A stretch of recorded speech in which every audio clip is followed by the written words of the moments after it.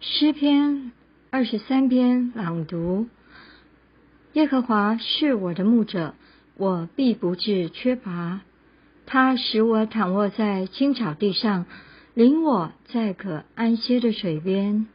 他使我的灵魂苏醒，为自己的名引导我走义路。我虽然行过死荫的幽谷，也不怕遭害，因为主与我同在。主的杖，主的竿都安慰我。在我敌人面前，主为我摆设筵席。主用油膏了我的头，使我的福杯满溢。我一生一世必有恩惠慈爱随着我，我且要住在耶和华的殿中，直到永远。